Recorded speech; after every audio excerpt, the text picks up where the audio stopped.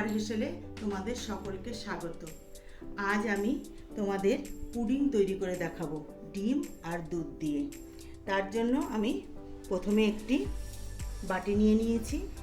এবার আমি প্রথমে ডিম দুটোকে ভেঙে নেব।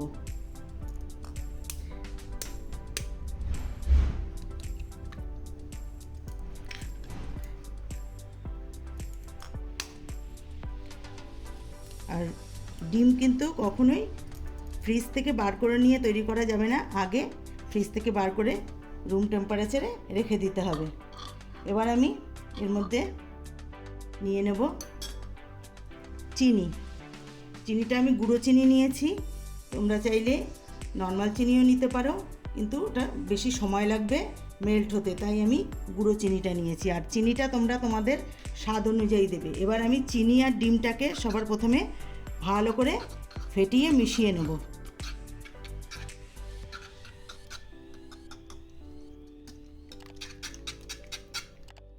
ডিমের সাথে চিনিটা ভালো মতন মিশে গেছে।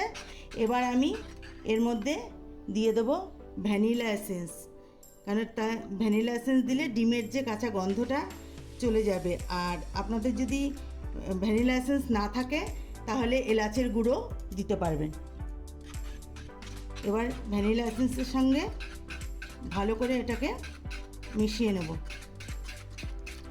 চিনির সাথে ডিমটাকে ভালো করে আমার ফেটানো হয়ে গেছে।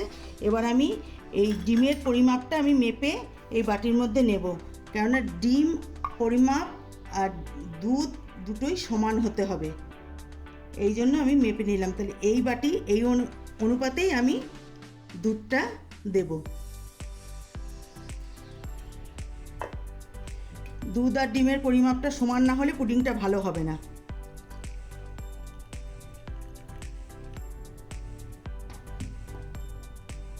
এবার আমি এর মধ্যে দুটোকে ভালো করে আবার মিশিয়ে নেব, ডিম আর দুধটাকে।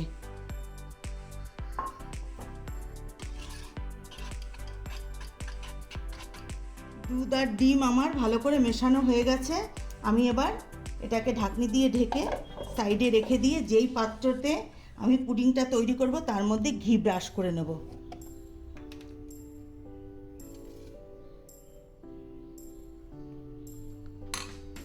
তাহলে যখন আমি পুডিংটা এই পাত্র থেকে উঠে আসতে অসুবিধা হবে না। পাত্রের মধ্যে আমার ঘি ব্রাশ করা হয়ে গেছে। এবার আমি এর মধ্যে মিশ্রণটা ঢেলে দেবো আর একটা ছাঁকনি দিয়ে প্রথমে আমি ছেঁকে নেব, তাহলে এর মধ্যে যদি কোনো লাম্পস থাকে তো বেরিয়ে যাবে।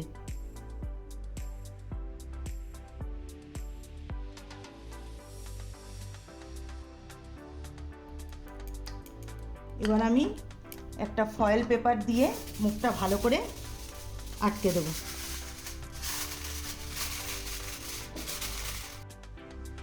এদিকে আমি একটা প্যান বসিয়ে জল দিয়ে স্ট্যান্ডটা দিয়ে দিয়েছি, জলটা ফুটে উঠেছে। এবার আমি এর মধ্যে এই পাত্রটাকে বসিয়ে দেব,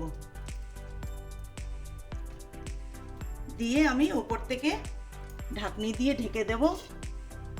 15 মিনিটের মতন আমি এটাকে স্টিম করে নেব। পুডিংটা কিন্তু আমার তৈরি হয়ে গেছে, মাঝখানে আমি দেখে নিয়েছি এবং ফয়েল পেপারটা সরিয়ে। এবার আমি তোমাদেরকে দেখাচ্ছি একটা স্টিকের সাহায্যে যে পুডিংটা তৈরি হয়ে গেছে। এই যে দেখো, এর মধ্যে কিছুই লেগে নেই, তার মানে পুডিংটা আমার হয়ে গেছে। এবার আমি গ্যাসটা বন্ধ করে দিয়ে আমি এটাকে আধা ঘন্টার জন্য ফ্রিজে রেখে দেবো ঠান্ডা হওয়ার জন্য। তারপরে আমি আবার আধা ঘন্টা পরে ফিরে এসে তোমাদেরকে মোল্ড করে দেখাবো পুডিংটা আমার কতটা সুন্দর তৈরি হয়েছে। আর এই পুডিংটা কিন্তু তৈরি করা খুবই সহজ, তোমরা যে কেউ বাড়িতে বানিয়ে নিতে পারো। আর আমি তোমাদের কাছে অনুরোধ করছি, আমি যখনই যে ভিডিওগুলো দেব তোমরা প্রথম থেকে শেষ পর্যন্ত দেখবে, মাঝখানে ছেড়ে চলে যাবে না, এটাই আমার অনুরোধ রইল। আর আমার চ্যানেলটিকে সাবস্ক্রাইব অবশ্যই করে দিও, আর যারা করেছো তাদেরকে অসংখ্য ধন্যবাদ। আর ফেসবুক থেকে যারা দেখছো তাদেরকে বলবো ফেসবুকের পেজটিকে অবশ্যই লাইক ফলো করে দিও। এবার আমি আধা ঘন্টা পরে আবার ফিরে আসছি। বন্ধুরা, আমি আধা ঘন্টা পরে ফিরে এলাম। আমি ফ্রিজ থেকে বার করে নিয়েছি, ঠান্ডা হয়ে গেছে। এবার একটা স্প্যাচুলার সাহায্যে আমি সাইডটা আমি ছাড়িয়ে নেব।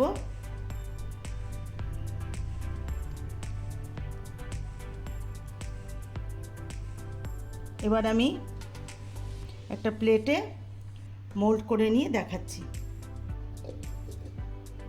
এই যে দেখো আমি মোল্ড করে নিয়েছি। এবার আমি গার্নিশিংয়ের জন্য আমি এর উপরে 3টে চেরি দিয়ে দিচ্ছি দেখার সৌন্দর্যের জন্য। এবার আমি এটাকে কেটে তোমাদেরকে দেখাচ্ছি কতটা সুন্দর হয়েছে।